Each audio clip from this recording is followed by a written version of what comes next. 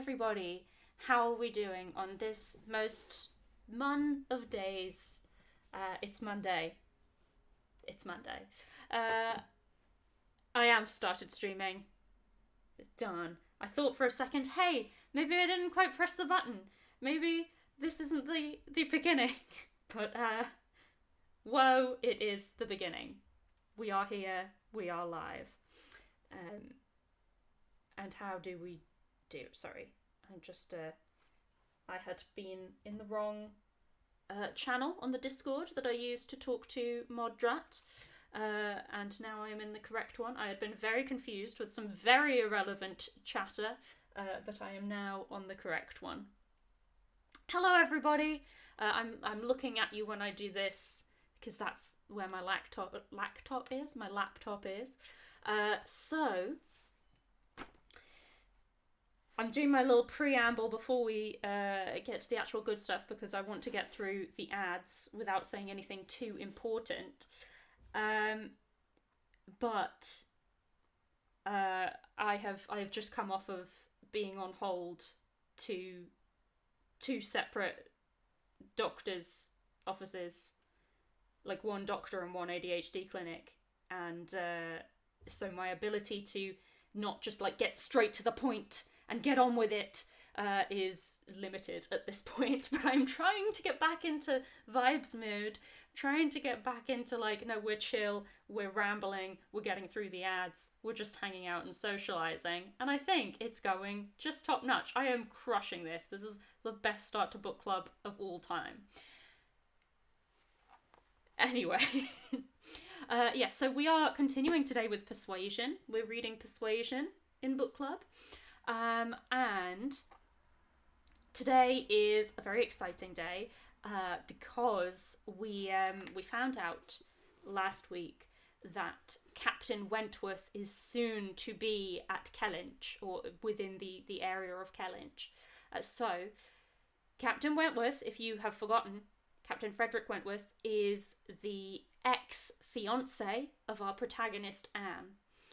And they parted ways 8 years ago after a very, very short engagement that she was persuaded to call off. And he, at the time, as might be expected, was a little bit unhappy about this arrangement. She was all like, yes, I love you, I'll marry you. And then her sort of like godmother, honorary mum, aunt, big sister figure was like, I don't think that you should. I don't think that you love him enough to marry him when he's clearly got no money and no prospects, and you'll be miserable because he's just not good enough for you. And so she was like, yeah, you know what, let's not get married after all. Sorry, oops. And then he was like, oh my god, how could you listen to somebody telling you that you don't love me when the other day you were like, I love you, let's get married. I feel like I have been ill-used. And then he went off to war. And he is now back. And back in England. And coincidentally, back actually in Anne's house. Because it turns out that, so her awful father and sister were spending all of their money really irresponsibly and have got into a lot of debt. And so they have had to leave their home at Kellynch Hall and go to Bath, where they can live like fancy people, but without quite all the biggest expenses that being fancy people entails. And, you don't have to get a carriage everywhere in Bath because you can walk, or there's public carriages. You don't have to keep 4 horses in Bath. That kind of thing. And so they've gone to Bath and they are renting out the house. And as it turns out, the wife of the couple that have rented the house is the sister of Frederick Wentworth. And so Anne, before going to Bath, is now staying with her other sister, her medium sister, Mary, and her family. Mary's husband and her husband's family are lovely. Mary's okay, and Anne is staying with them.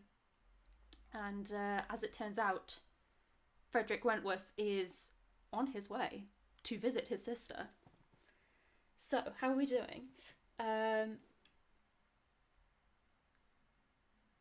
Oh, it's a pre-birthday. Niblick the Third has subscribed for 34 months. That is so many.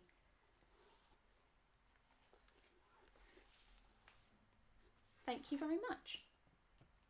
So, are we all... I think we're all caught up. I'm waiting on my tea. And I'm especially waiting on my tea today because Johnny said that because...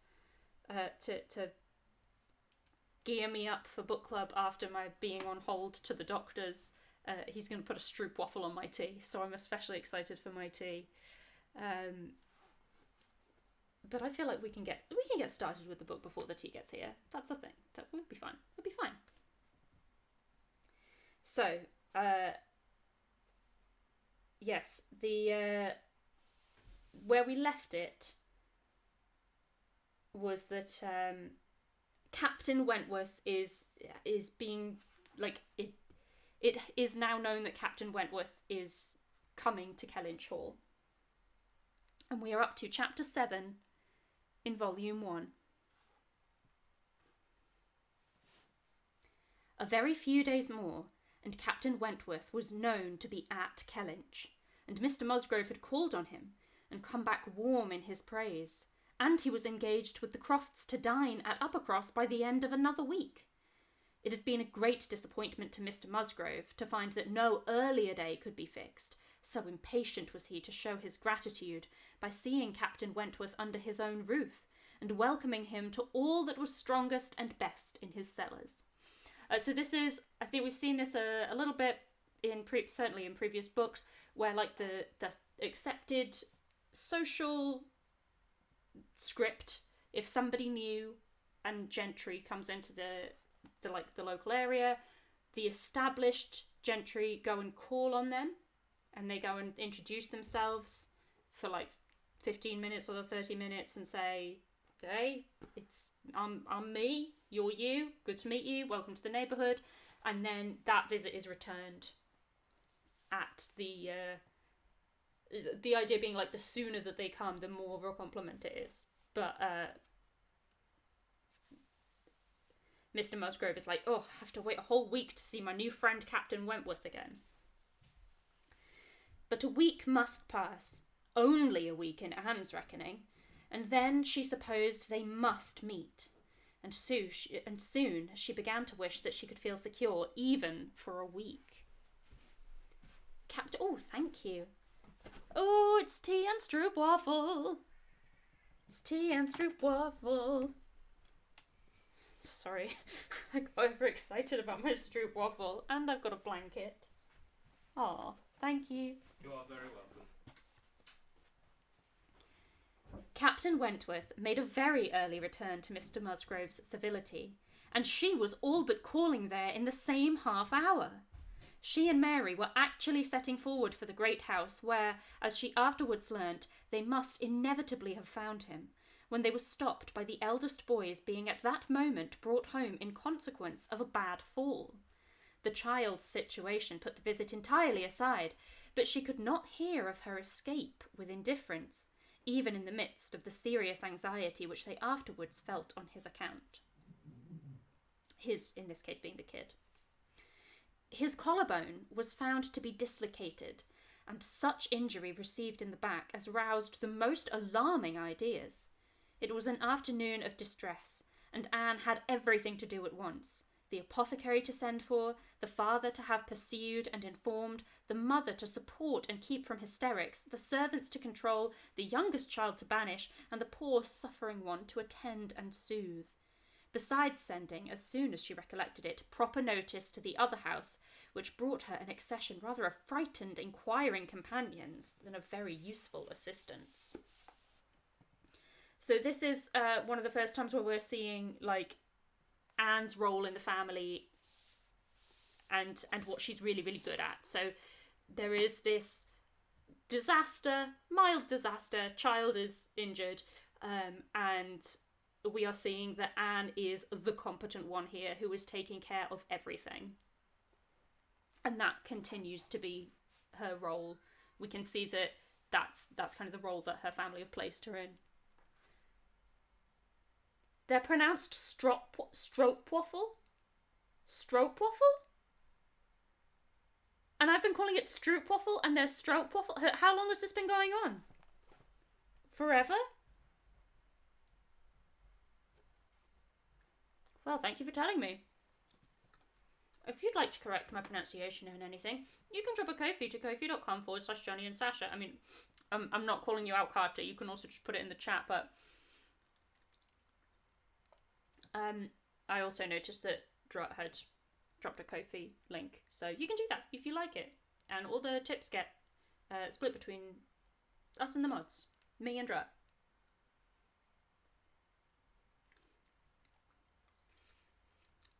Oh my god, I love a stroopwafel. I'm gonna really have to practice saying that.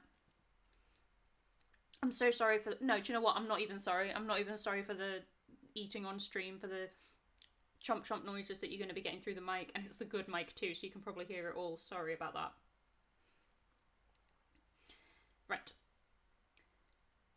Her brother's return was the first comfort. Her brother, meaning her brother-in-law here. So Charles. He could take best care of his wife. And the second blessing was the arrival of the apothecary. This is not working.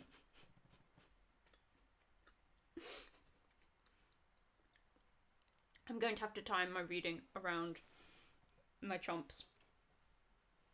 But I deserve this. I did really well at being on hold and talking to people.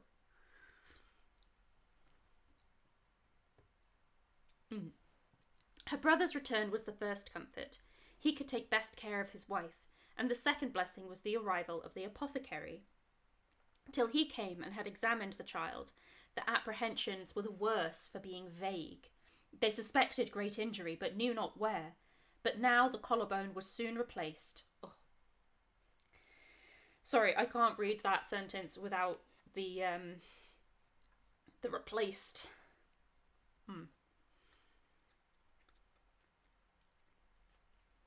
And though Mr. Robinson felt and rubbed and looked grave, and spoke low words both to the father and the aunt, still they were all to hope the best, and to be able to part and eat their dinner in tolerable ease of mind. And then it was, just before they parted, that the two young aunts were able so far to digress from their nephew's state, so the two young aunts being the two Miss Musgroves, were able so far to digress from their nephew's state as to give the information of Captain Wentworth's visit, staying 5 minutes behind their father and mother to endeavour to express how perfectly delighted they were with him, how much handsomer, how infinitely more agreeable they thought him than any individual among their male acquaintance who had been at all a favourite before, how glad they had been to hear Papa invite him to stay dinner, how sorry when he said it was quite out of his power, and how glad again when he had promised in reply to Papa and Mamma's further pressing invitations to come and dine with them on the morrow, actually on the morrow. And he had promised it in so pleasant a manner, as if he felt all the motive of their attention just as he ought. And in short, he had looked and said everything with such exquisite grace that they could assure them all their heads were both turned by him. I love that phrase, to have one's head turned by someone.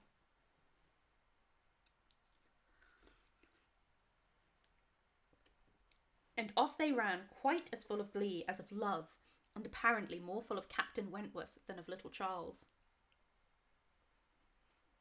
Anne's got some serious competition.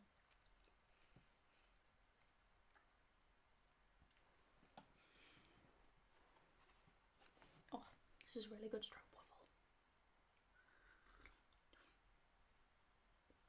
The same story and the same raptures were repeated when the two girls came with their father through the gloom of the evening to make inquiries, and Mr. Musgrove, no longer under the first uneasiness about his heir, could add his confirmation and praise, and hope there would be now no occasion for putting Captain Wentworth off. So, of course, the issue would be, like, if the kid had been really sick, really, really injured, then they'd have had to cancel the dinner. And only be sorry to think that the cottage party, probably, would not like to leave the little boy to give him the meeting. Meow. Hello, baby. My cat's crying in the hallway because nobody's looking at him, even though he knows that we're here. He knows that I'm in here, and he knows that Johnny's downstairs. And only be sorry to think that the cottage party, probably, would not like to leave the little boy to give him the meeting. Oh, no, as to leaving the little boy, both father and mother were in much too strong and recent alarm to bear the thought, and Anne, in the joy of the escape, could not help adding her warm protestations to theirs. Sorry, kitten!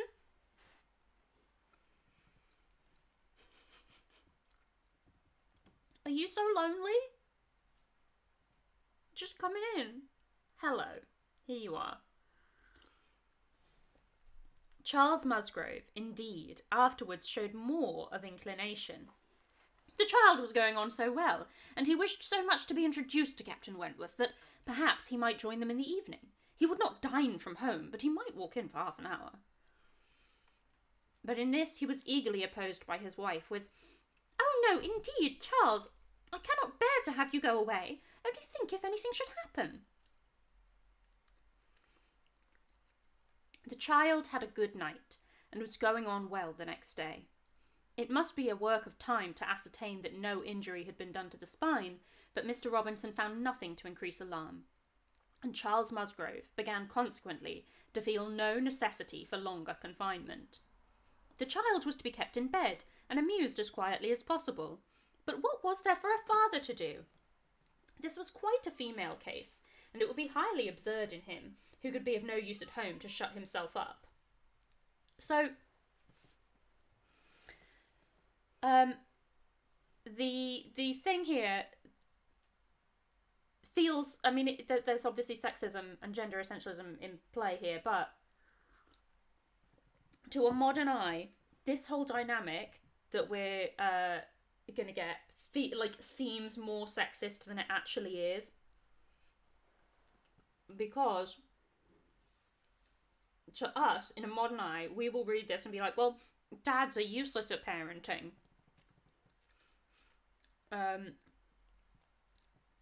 That's just dads. What are you gonna do? Dads are gonna dad. No, like a kid needs their mum. That wasn't quite the reasoning here. The reasoning here is generally family medical matters were considered to be like the women's domain. So women were the ones who were like certain like domestic skills were taught to by fathers to sons, and some domestic skills were taught from mothers to daughters, and medicine was actually a skill that was taught to daughters. So we've obviously seen the apothecary come in. Like, professionally speaking, medicine was considered a man's domain, like every profession really. Anything that you'd need to like be educated for, medically speaking, that's like a man's job because it's a job. But a lot of medical care was done at home with home remedies, and to a modern eye, like the head of the household, the female head of the household, would have like the key to the medicine cabinet, and to a modern eye, that medicine cabinet would be stocked with some stuff. But they'd be the ones administering the medicine. How are we doing? Happened in the Tudor age all the way till Victorian. Yeah, and only recently it's become more general. Yeah, so this was a time when it was very much considered like the female members of the family are going to be the ones who are going to nurse whoever's sick, because they're the ones who know how to nurse.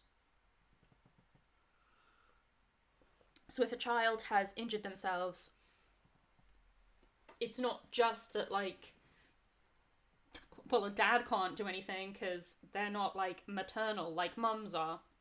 It's actually a dad is not as much use as a mum because a dad doesn't have the key to the medicine cabinet. He doesn't know how much pain relief to give him. He doesn't know what to look out for. He doesn't know how to soothe pain, etc.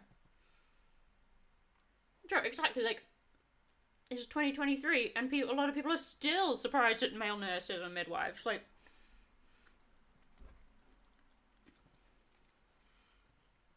so this stuff is still ingrained.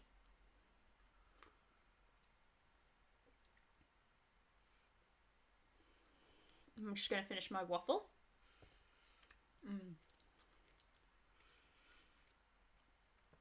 So this is one of those cases where I think like having the contextual knowledge really does give you a slightly different read on the book.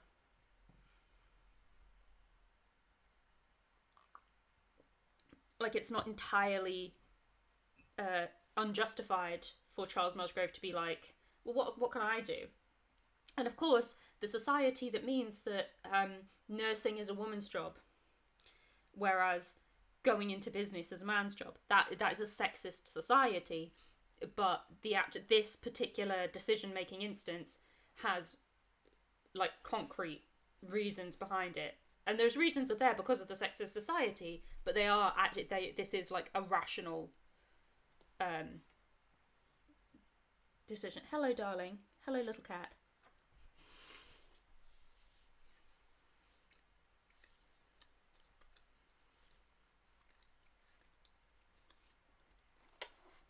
Right. We've explained about the sexism, brackets, general societal rather than specific instance within this family dynamic. Yes, exactly. Societal, not personal.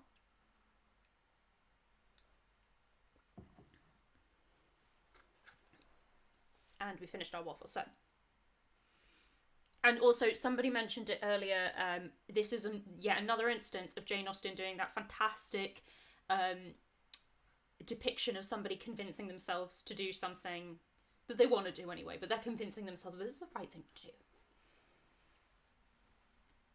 Yes. The child had a good night and was going on well the next day. It must be a work of time to ascertain that no injury had been done to the spine, but Mr. Robinson found nothing to increase alarm, and Charles Musgrove began consequently to feel no necessity for longer confinement. The child was to be kept in bed and amused as quietly as possible, but what was there for a father to do? This was quite a female case, and it would be highly absurd in him, who could be of no use at home, to shut himself up. His father very much wished him to meet Captain Wentworth, and there being no sufficient reason against it, he ought to go. And it ended in his making a bold public declaration, when he came in from shooting, of his meaning to dress directly and dine at the other house. "Nothing can be going on better than the child," said he, "so I told my father just now that I would come, and he thought me quite right. Your sister being with you, my love, I have no scruple at all. You would not like to leave him yourself, but you see I can be of no use. Anne will send for me if anything is the matter." Husbands and wives generally understand when opposition will be in vain.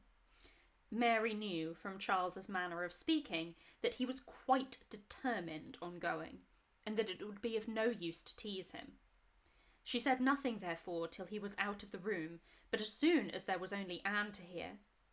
"So, you and I are left to shift by ourselves with this poor sick child, and not a creature coming near us all the evening. I knew how it would be. This is always my luck. If there is anything disagreeable going on, men are always sure to get out of it, and Charles is as bad as any of them. Very unfeeling. I must say it is very unfeeling of him to be running away from his poor little boy. Talks of his being going on so well. How does he know that he is going on well, or that there may not be a sudden change half an hour hence? I did not think Charles would have been so unfeeling. So here he is to go away and enjoy himself, and because I am the poor mother, I am not to be allowed to stir. And yet I am sure I am more unfit than anybody else to be about the child. My being the mother is the very reason why my feelings should not be tried. I am not at all equal to it. You saw how hysterical I was yesterday." So there's also, sexism-wise, we've got this like interesting thing where Mary here is, she also doesn't want to be here. She also wants to go.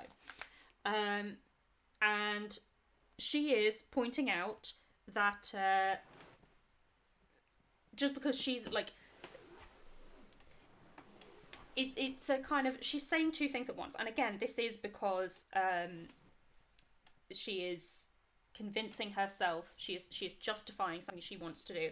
But she's saying two things that are kind of at odds, right? She's saying, oh, just because I'm the mother, like, why should I stay here? Like, why men get to do whatever they want? Why do women have to stay and look after the kids? This is so unfair.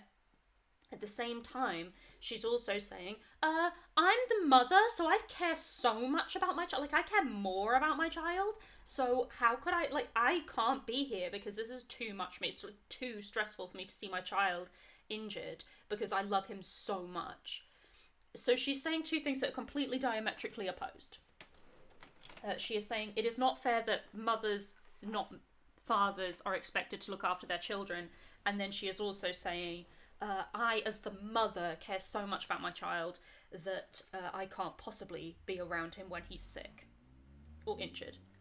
Yes, exactly. More where I care so much about my child that I must leave. I feel like, was it the 2022 adaptation of Persuasion may have put this line in, but I feel like Mary's one of those people that would be like, I just can't be around my sick child because I'm an empath. And I feel like, actually, that might have been a line from the 22. Yeah, yes, I'm an empath. And there are a lot of things to say about the 2022 Persuasion. They certainly did not get everything right. But I do think that their Mary was very, very good. Like, a very, very good interpretation of the character and portrayal of the character that reads the same to a modern audience as she does to a Regent, or as I suspect she would have read to a Regency one.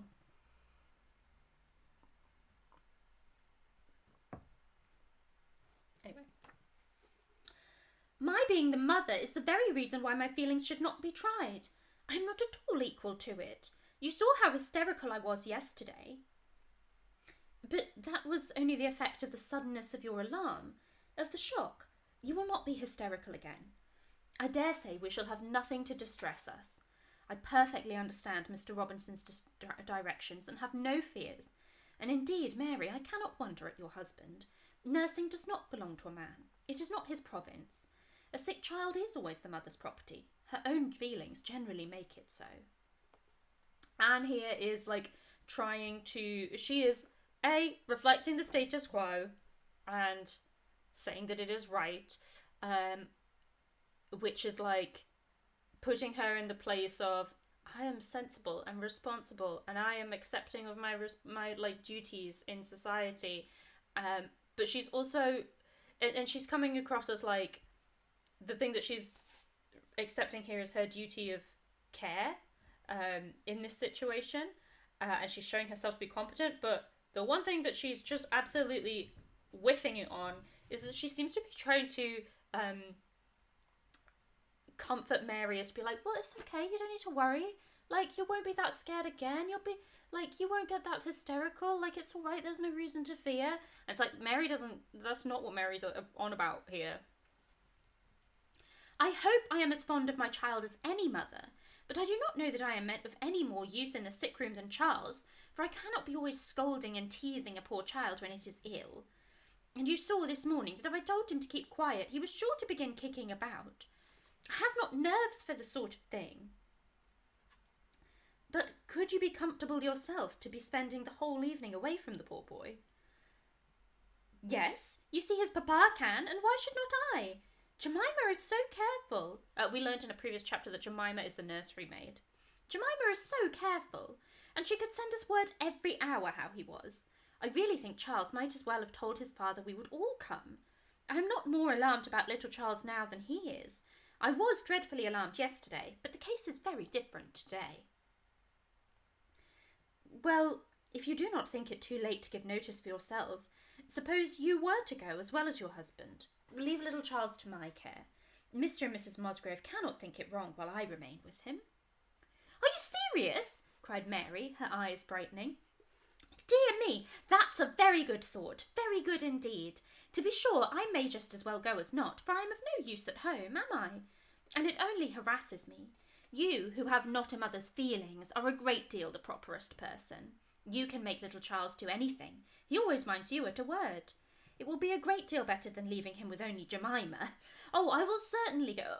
So another, mention of her saying, whatever it is that will, justify her going is a minute ago she was like, Jemima's great. She's more than capable. And now she's like, oh, this is so much better than leaving him with Jemima.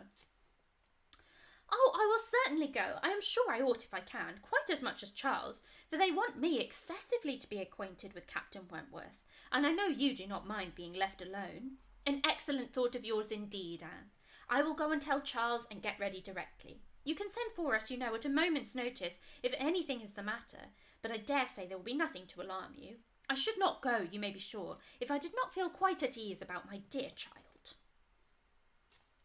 The next moment she was tapping at her husband's dressing-room door, and as Anne followed her upstairs, she was in time for the whole conversation, which began with Mary saying in a tone of great exultation, I mean to go with you, Charles, for I am no more use at home than you are. If I were to shut myself up for ever with the child, I should not be able to persuade him to do anything he did not like. Anne will stay. Anne undertakes to stay at home and take care of him. It is Anne's own proposal, and so I shall go with you, which will be a great deal better, for I have not dined at the other house since Tuesday. That is very kind of Anne, was her husband's answer, and I should be very glad to have you go, but it seems rather hard that she should be left at home by herself to nurse our sick child. Anne was now at hand to take up her own cause, and the sincerity of her manner being soon sufficient to convince him, where conviction was at least very agreeable, he had no further scruples as to her being left to dine alone, though he still wanted her to join them in the evening, when the child might be at rest for the night, and kindly urged her to let him come and fetch her. But she was quite unpersuadable, and this being the case, she had ere long the pleasure of seeing them set off together in high spirits.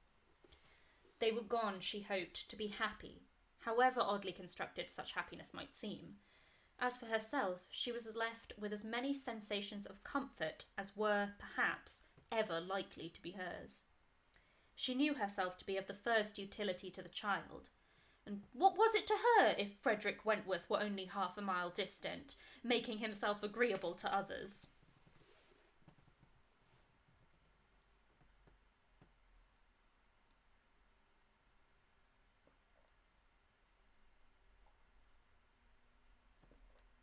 We've got some chat in the chat here with Niblick. Anne is a little bit, is just like, yes, sure, go, whatever means I don't have to. And Dante McGinsey, Anne is just so good, it doesn't have anything to do with her not wanting to go. And Anne is great, and I think that she would have stayed even if she'd wanted to go. We know that she's very put upon. We know that her family will often kind of put her in positions where she does have to do things that she doesn't want to do. I do think in this situation she doesn't want to go, and that's why she's staying home. Oh, and we've had a Ko-fi from Niblick III, getting an early start on my birthday with book club and my second favourite Austen novel. Oh, happy birthday. Yeah, she is also a slight doormat. That's also true. Happy early birthday. And yes, if you have a message that you would like me to read, a question you would like me to answer, or you just want to show your appreciation for book club, and hello little boy, the little cat's come on the blanket, then you can drop us a Ko-fi at ko-fi.com/Johnny and Sasha, and that all gets split between us and the mods. And you can also subscribe to the channel. That all goes into the same pot. Dante McGinsey, does Jane Austen always use the word persuasion so much? No, she doesn't.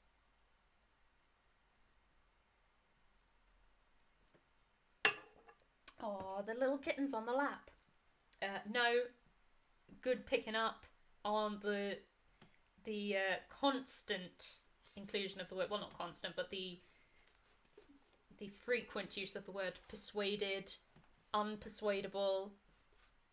Persuasion. And every single time I'm like, oh, she said the name of the book. But she uses it a lot in this book specifically, not in others. She uses it in a lot of different contexts and to use and to mean slightly different things a lot of the time as well. It's Sasha Neumann, exactly. It's 100%. Say the line, Bart. Yeah. Say the word, Jane. Anyway. I also love, like, we've just had this completely disingenuous thing from Mary, and now, and you know, Anne's been, like, the contrast to Mary, but now we have... And what was it to her if Frederick Wentworth were only half a mile distant, making himself agreeable to others? Like, this, like, I'm great here. No, this is great. I'm absolutely as happy as could be. I don't care if Frederick Wentworth is over there, half a mile away, chilling out with people. She would have liked to know how he felt as to a meeting. Perhaps indifferent, if indifference could exist under such circumstances. He must be either indifferent or unwilling. Had he wished ever to see her again, he need not have waited till this time. He would have done what she could not but believe that in his place she should have done long ago, when events had been early giving him the independence which alone had been wanting. So what she's hinting there is, what this book is hinting at here is, like, had he wished to ever see her again, he didn't have to wait till his sister happened to rent her home. At the very, like, he didn't have any money, then he went off to war, and during that war he got a lot of money. He became very successful, very rich by, like, rising through the ranks in the Navy. And she's thinking, like, if he loved her, if he wanted to ever see her again, he would have, and she believes that in his place she would have come back as soon as he's got that money, as soon as he's got that independence, and made the proposal again.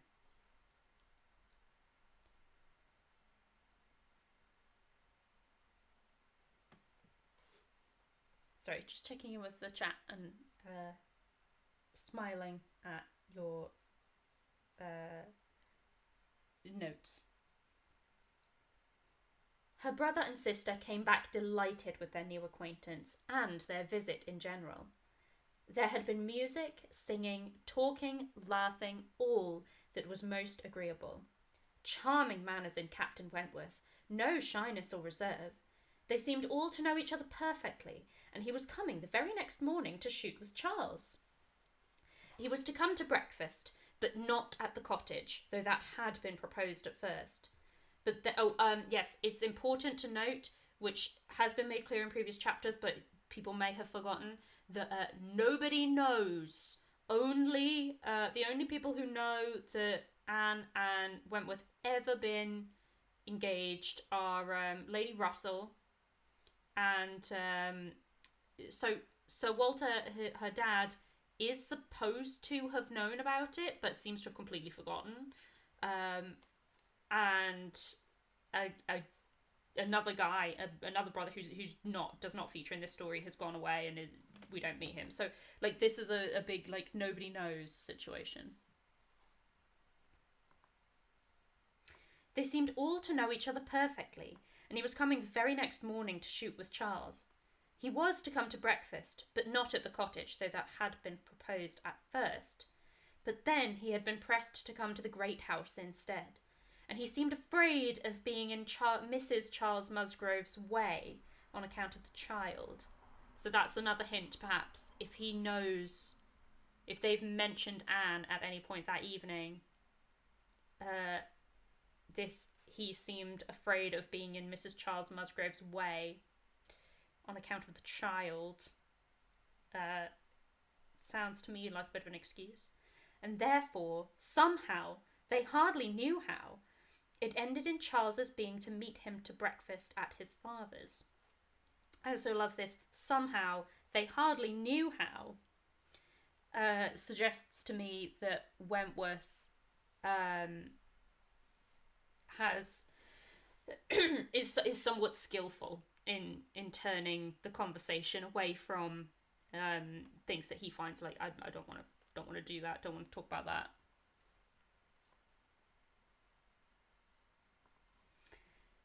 Anne understood it.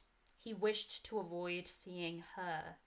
He had inquired after her, she found, slightly, as might suit a former slight acquaintance, seeming to acknowledge such as she had acknowledged, actuated perhaps by the same view of escaping introduction when they were to meet. The morning hours of the cottage were always later than those of the other house, and on the morrow the difference was so great that Mary and Anne were not more than beginning breakfast when Charles came in to say that they were just setting off, that he was come for his dogs, that the sisters were following with Captain Wentworth, his sisters meaning to visit Mary and the child, and Captain Wentworth proposing also to wait on her for a few minutes, if not inconvenient. And though Charles had answered for the child's being in no such state as could make it inconvenient, Captain Wentworth would not be satisfied without his running on to give notice. So that's something very thoughtful of Captain Wentworth. We've turned to Alex Rider books in the chat, which are a very different kind of book, and I have no idea how we've turned to that. That's charming.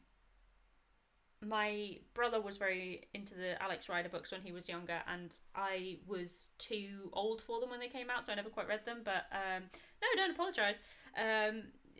Chat is for chatting. But when I was very, very briefly a primary school teacher, a primary school TA, and then a primary school trainee teacher, but I never actually fully qualified. The kids in my class loved Alex Rider. It was one of the few things that was there was a group of kids where it was one of the few things they would consistently read, and they'd all be talking about it. And the other ones they really loved, which I encouraged them to love because I thought they were great, were the Artemis Fowl books. I think I recommended it to one of the kids, and then I saw it go around the class. I like to take credit for that. I'm pretty sure it was my recommendation, but then we had one copy in the library and it would go around the class. Yeah, they're like little James Bond, James Boy. It's cute. Anyway, back to Persuasion.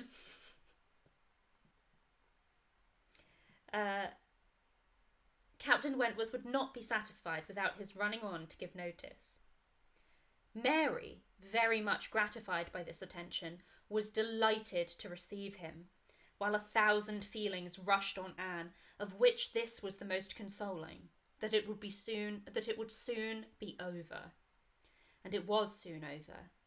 In 2 minutes after Charles's preparation, the others appeared. They were in the drawing-room. Her eye half met Captain Wentworth's. A bow, a curtsy passed. She heard his voice. He talked to Mary, said all that was right, said something to the Miss Musgroves, enough to mark an easy footing. The room seemed full of persons and voices, but a few minutes ended it. Charles showed himself at the window. All was ready. Their visitor had bowed and was gone. The Miss Musgroves were gone too, suddenly resolving to walk to the end of the village with the sportsmen. The room was cleared, and Anne might finish her breakfast as she could. It is over, she repeated to herself again and again in nervous gratitude. The worst is over. Mary talked, but she could not attend. She had seen him. They had met. They had been once more in the same room. Soon, however, she began to reason with herself and to try to be feeling less. 8 years, almost 8 years had passed since all had been given up. How absurd to be resuming the agitation which such an interval had banished into distance and indistinctness. What might not 8 years do? Events of every description, changes, alienations, removals, all must be comprised in it. And oblivion of the past, how natural, how certain too. It included nearly 1/3 part of her own life. Alas, with all her reasonings, she found that to retentive feelings 8 years may be little more than nothing. Now, how were his sentiments to be read? Was this like wishing to avoid her? And the next moment she was hating herself for the folly which asked the question. On one other question, which perhaps her utmost wisdom might not have prevented, she was soon spared all suspense. For after the Miss Musgroves had returned and finished their visit at the cottage, she had this spontaneous information from Mary. Captain Wentworth is not very gallant by you, Anne, though he was so attentive to me. Henrietta asked him what he thought of you when they went away, and he said you were so altered he should not have known you again.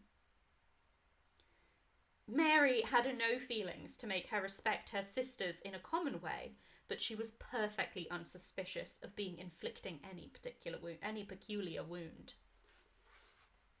Just... ouch. Altered beyond his knowledge, Anne fully submitted in silent, deep mortification. Doubtless it was so, and she could take no revenge, for he was not altered, or not for the worse. She had already acknowledged it to herself, and she could not think differently, let him think of her as he would. No, the years which had destroyed her youth and bloom had only given him a more glowing, manly, open look, in no respect lessening his personal advantages.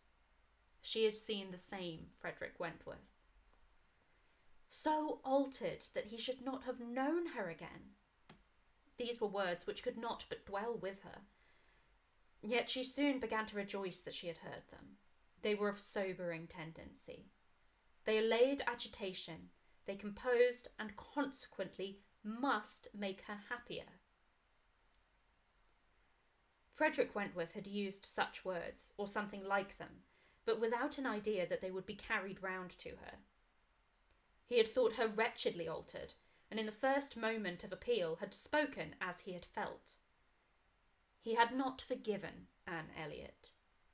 She had used him ill, deserted and disappointed him, and worse, she had shown a feebleness of character in doing so, which his own decided, confident temper could not endure. She had given him up to oblige others. It had been the effect of over-persuasion. It had been weakness and timidity. He had been most warmly attached to her, and had never seen a woman since whom he thought her equal. But, except from some natural sensation of curiosity, he had no desire of meeting her again. Her power with him was gone forever. It was now his object to marry. He was rich, and being turned on shore, fully intended to settle as soon as he could be properly tempted. Actually looking around, ready to fall in love with all the speed which a clear head and quick taste could allow. He had a heart for either of the Miss Musgroves, if they could catch it. A heart, in short, for any pleasing young woman who came in his way, excepting Anne Elliot. This was his only secret exception, when he said to his sister, in answer to her suppositions, "Yes, here I am, Sophia, quite ready to make a foolish match. Anybody between 15 and 30 may have me for asking. A little beauty and a few smiles and a few compliments to the navy, and I am a lost man. Should not this be enough for a sailor who has had no society among women to make him nice?" He said it, she knew, to be contradicted. His bright, proud eyes spoke the happy conviction that he was nice. Nice here means picky, particular. And Anne Elliot was not out of his thoughts when he more seriously described the woman he should wish to meet with a strong mind with sweetness of manner, made the first and he should wish to meet with a strong mind with sweetness of manner, made the first and the last of the description. "This is the woman I want," said he. "Something a little inferior I shall, of course, put up with, but it must not be much. If I am a fool, I shall be a fool indeed, for I have thought on the subject more than most men." This a strong mind with sweetness of manner. We can see, like, Anne does have a sweetness of manner, but the strong mind is clearly something that he does not think that she has. And that is the end of chapter 8. So we will leave it there, and we will do... Sorry, that was the end of chapter 7, so we will be doing chapter 8 next time. Because chapter 8 is really quite a long one. But we have a few more minutes, so does anybody have any questions at this point? How are we feeling about Captain Wentworth and about Anne? Sorry, I'm just checking in on my Discord. And it's connecting. There we go. Nibbler third, you can see why he might think that Anne has not got a strong mind. I think that's a fair read from him at this point.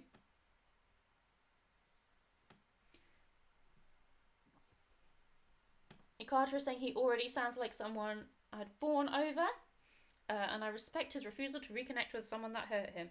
Yeah, I feel like this is quite a strong introduction, I think, for an Austen hero. Unaddressed hurt is always an interesting thing, I think you're right. Dante and Gimsey, so we're having quite like two different sides, like Team Anne and Team Frederick. He should also understand her side of the argument. I think that's fair, but like, so from his perspective, her side of the argument,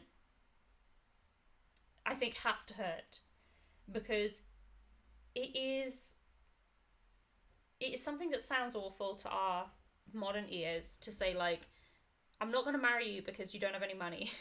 Like, because nowadays we are a lot more able to like work for an issue, like work for a living, and both parties can work, but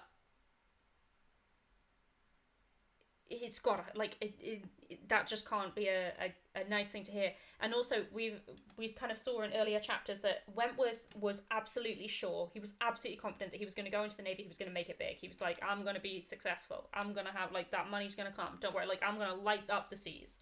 And Lady Russell was like, is he though? Statistically speaking, not. Like most of them don't, most sailors don't. And as it turned out, he did. His confidence was not misplaced. But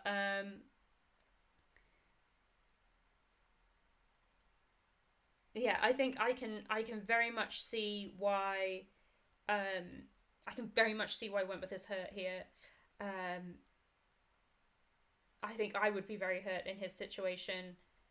But also we know, like, Anne is the protagonist, so we know that she did what she thought was like the right thing to do, and she thought as well that she was doing the best for him, that with a like wife at home to provide for, he would struggle more, and that their love would fade, that the stress of the money issue would mean that the money issue and the fact that her family hated him would,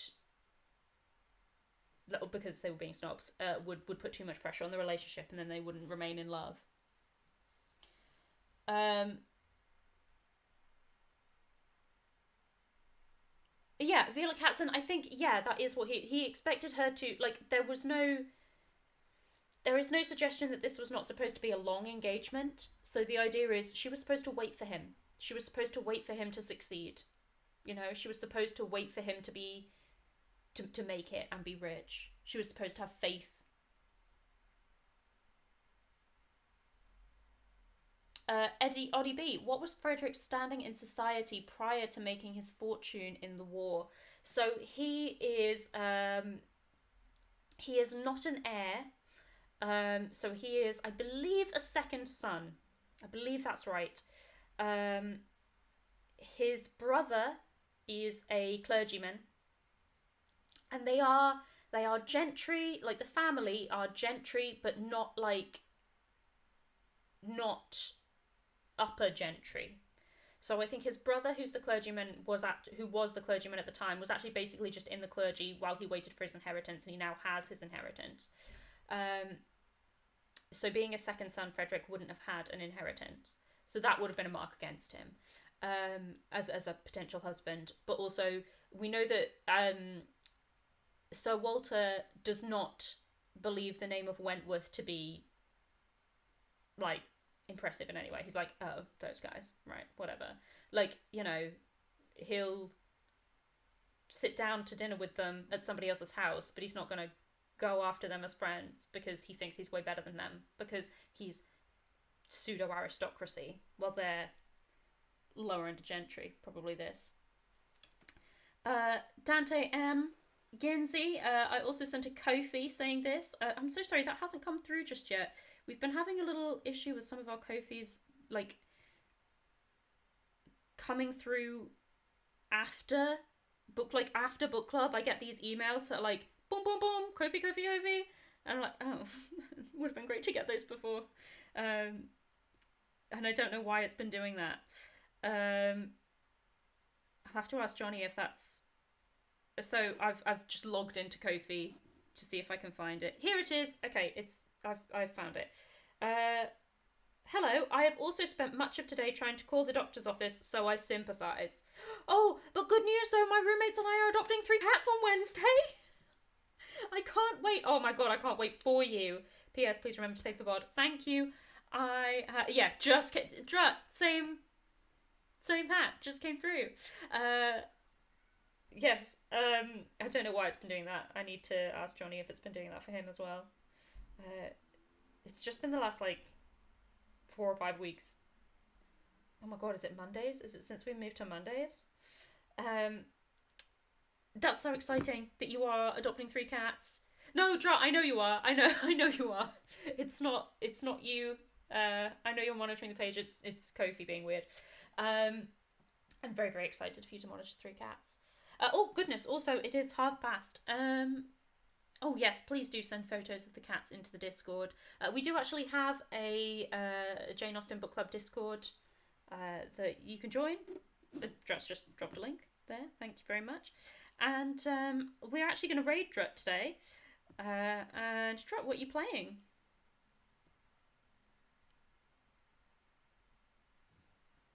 Oh, goodbye little baby boy. Goodbye little cat.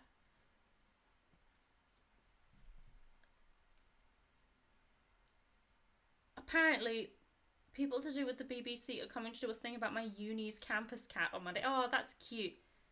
You're streaming PC Building Simulator. That sounds thrilling. Thrilling stuff. No, that does sound fun. Right. Oh, okay. I can't bring it over here. There's too much wires. Okay, so what's our raid phrase going to be? Oh, what's our raid phrase going to be? I think, like, much altered. So altered, he should not have known you again is a very, very long raid phrase. We could just be like, ouch, Frederick.